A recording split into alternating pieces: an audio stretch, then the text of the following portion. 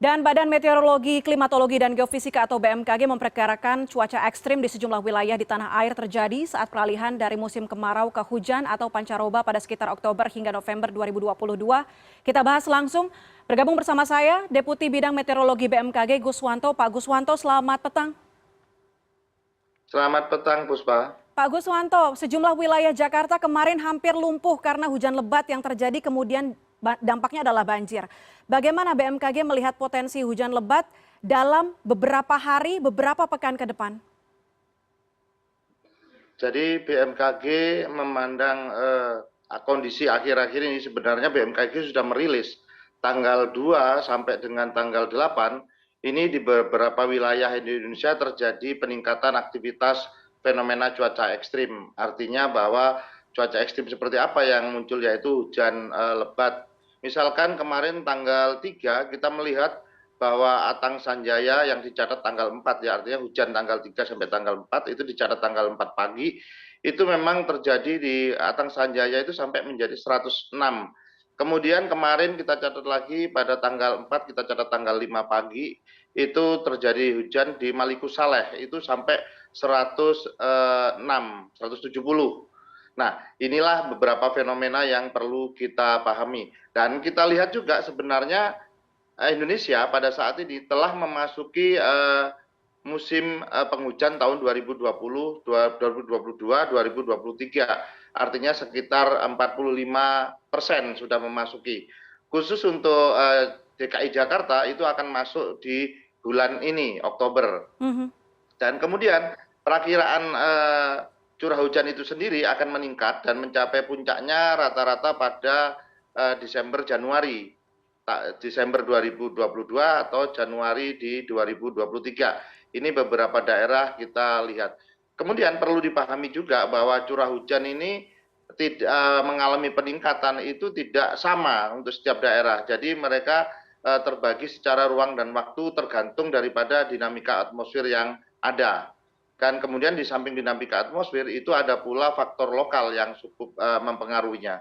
Kira-kira demikian Puspa yang bisa disampaikan tentang fenomena cuaca ekstrim belakangan ini. Baik, Pak Guswanto, tadi kita melihat pantauan dari citra satelit produk Himawari. Di Indonesia bagian barat dan juga tengah ini nampaknya merata begitu warna oranye hingga ke merah. Adakah wilayah yang kemudian patut diwaspadai dengan kemunculan awan cumulonimbus yang mungkin bisa berdampak badai dan sebagainya? Baik, secara umum kalau pada sore hari ini kita melihat, kita memiliki pemantauan ya, bahwa untuk citra satelit itu hanya berjalan kita update setiap 10 menit sekali. Artinya perubahannya sangat cepat. Warna yang tadi disebutkan oleh Puspa, ada warna merah, ada warna hijau, itu merupakan refleksi daripada DBZ, di mana nanti merefleksikan suhu. Semakin merah itu minus, artinya semakin potensi untuk terjadinya hujan semakin besar. Nah, kalau kita lihat pada saat ini, untuk kondisi 5 Oktober, sebenarnya itu wilayah yang perlu diwaspadai, yaitu di Lampung dan Papua, dengan probabilistik curah hujannya lebih dari 60%, potensi hujan lebat di atas 50 mm. Sedangkan untuk nanti Oktober, jadi dari citra satelit, kemudian kita ada radar, ada modeling, kita olah juga dari modeling untuk perakiraan 1 hari ke depan. Itu dengan probabilistik kita juga melihat di sana dengan probabilistik kepercayaan lebih besar 60% dan potensi curah hujan di atas 50 mm itu terdapat di wilayah Kalimantan Tengah, Kalimantan Timur, Kalimantan Utara, Bali, dan Papua untuk tanggal 6 Oktober. Sedangkan untuk tanggal 7 Oktober itu masih terjadi di Kalimantan Barat, Kalimantan Tengah, Kalimantan Timur, Kalimantan Utara, Bali, dan Papua. Nah, sedangkan ini dari potensi perakiraan hujan ekstrim. Namun kalau kita perdalam lagi dengan menggunakan perakiraan berbasis dampak, karena tidak hanya cuaca ekstrim hujan lebat yang bisa menimbulkan bencana hidrometeorologi, tapi ada juga hujannya itu kategori sedang, namun dapat menimbulkan bencana hidrometeorologi. Nah, berdasarkan peta berbasis dampak yang posisi siaga dari hujan lebat, itu yang perlu diwaspadai untuk tanggal 5 sampai 6, itu ada di Aceh, DKI Jakarta, Jawa Barat, Banten, Kalimantan Barat. Oke. Nah, inilah yang perlu kita lihat bahwa tidak semua fenomena cuaca yang ekstrim lebat itu selalu menghasilkan bencana hidrometeorologi yang hebat. Karena terkadang hanya cukup sedang, tapi kondisi lingkungannya tidak baik, maka dia bisa menjadi bencana hidrometeorologi seperti tanah longsor, banjir, dan seterusnya. Kira-kira demikian, Puspa. Baik, Pak Guswanto berbicara soal fenomena hujan ekstrim. Ada beberapa kejadian alam yang mungkin terjadi di saat hujan ekstrim, diantaranya hujan es. Fenomena ini mungkin kembali terjadi di tengah masa peralihan ini? Untuk fenomena hujan es biasanya terjadi pada masa-masa peralihan, juga bisa terjadi dari musim kemarau musim hujan atau sebaliknya. Biasanya begini, Puspa, kalau kita melihat ketinggiannya itu adalah kurang dari 5.000 feet, tapi dia memiliki suhu yang tadi disampaikan oleh Puspa, yang DBZ tadi, itu rata-rata kalau kita lihat statistik itu minus 70 ya. Itu butiran es akan jatuh ke bawah, itu masih sampai di permukaan bumi, masih berbentuk es, jadi tidak berupa air. Nah, inilah yang perlu kita lihat. Ini juga tergantung daripada efek daripada angin. Apabila dia jatuh pada dari ketinggian 5.000 feet, kemudian kecepatan anginnya cukup tinggi, maka dia tidak akan sampai ke bumi menjadi butiran es. Jadi suhunya juga diperhatikan, yaitu suhu minus 64 rata-rata, 64 derajat Celcius. Itu yang biasanya kami statistikan. Jadi potensi itu masih ada. Baik. Dari laporan BMKG, Pak Guswanto, BMKG juga mengimbau masyarakat untuk mewaspadai potensi tadi terjadinya bencana banjir, tanah longsor di saat musim hujan. Kemudian wilayah mana yang patut diwaspadai, bagaimana koordinasinya dengan PVMBG, dengan BPB dan juga lembaga terkait untuk meminimalisir korban jiwa? Baik.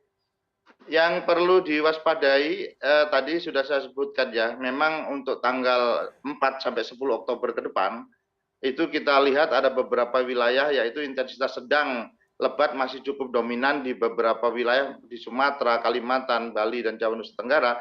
Itu kita lihat, kita bagi-bagi di sini. Namun yang perlu kita waspadai adalah curah hujan dengan probabilitas di atas 60%, di atas 50, yaitu terjadi tadi yang saya sebutkan. Untuk tanggal 6 itu akan terjadi di Kalimantan Tengah, Kalimantan Timur, Kalimantan Utara, Bali, dan Papua. Sedangkan untuk tanggal 7 itu terjadi di Kalimantan Tengah, Kalimantan Barat, Kalimantan Timur, Kalimantan Utara, Bali, dan Papua. Masih agak sama ya. Nah, kemudian bagaimana koordinasinya? BMKG memiliki koordinasi secara vertikal maupun horizontal. Jadi kami biasanya secara horizontal berkoordinasi dengan kementerian atau lembaga setingkat menteri ataupun lembaga non departemen yang di tingkat kementerian ya. Jadi artinya kita melakukan beberapa koordinasi misalkan dengan BNPB, dengan Basarnas, kemudian dengan daerah kita instruksikan bahwa UPT BMKG yang ada di daerah atau provinsi untuk berkoordinasi dengan BPBD daerah, Pemda, dan pemangku kepentingan lainnya. Dan ini kita lakukan setiap hari.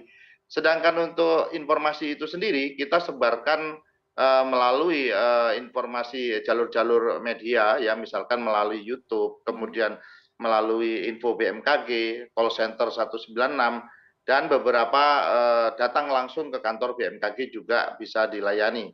Intinya kami BMKG berusaha semaksimal mungkin untuk menginformasikan apa yang akan terjadi dari hasil perakiraan cuaca ekstrim. Dan terkadang kita juga melakukan kunjungan lapangan dengan pejabat Pemda daerah, bagaimana antisipasinya apabila dalam 1 hari ke depan akan terjadi banjir seperti ini. Itu yang kita lakukan, Puspa. Baik, tadi disebutkan oleh Pak Guswanto cara komunikasinya bisa melalui YouTube. Ini untuk masyarakat ya, YouTube, kemudian Twitter, info BMKG dan sebagainya. Sejauh ini bagaimana efektivitas komunikasi yang dilakukan BMKG kepada masyarakat mengenai laporan cuaca? Karena kalau kita lihat di Twitter juga ternyata banyak juga nih yang kurang responsif, kurang mitigasi, akhirnya ya udah terjadi banjir, mereka nggak punya mitigasi menyeluruh terhadap banjir yang mungkin biasa terjadi di daerahnya. Betul, Puspa. Jadi memang kita di dalam menyikapi berbagai pendapat daripada masyarakat, terutama misalkan netizen, kita harus bersabar. Artinya bahwa BMKG secara terus-menerus akan terus meningkatkan dan akurasinya dan akan terus untuk menyampaikannya. Karena untuk merubah mindset itu butuh waktu. Mhm. Artinya biasanya saya juga menyampaikan kepada teman-teman itu, "Ah, paling kena hujanan Pak, nggak apa-apa," hanya seperti itu. Padahal sebenarnya kita dirubah, artinya bahwa kalau sudah diinformasikan, kemudian dengan tingkat kepercayaan akurasi tinggi, Mhm. artinya, "Oh, bawa payung barangkali ke kantor," seperti itu. Jadi yang diharapkan adalah perubahan mindset dan BMKG berusaha secara terus-menerus menginformasikannya ke seluruh lapisan masyarakat. Karena pada prinsipnya BMKG apabila diinformasikan dan masyarakat respon dan terjadi, itu bisa menyelamatkan. Apabila diinformasikan kemudian dinamika atmosfernya tinggi dan tidak terjadi, tidak ada masalah. Itu prinsip yang kami anut, bahwa kami selalu menginformasikan untuk masyarakat. Baik, terima kasih banyak Pak Guswanto, Deputi Bidang Meteorologi BMKG atas informasinya dan juga telah bergabung bersama kami di CNN Indonesian Newsroom. Salam sehat. Salam sehat Puspa, terima kasih, selamat sore.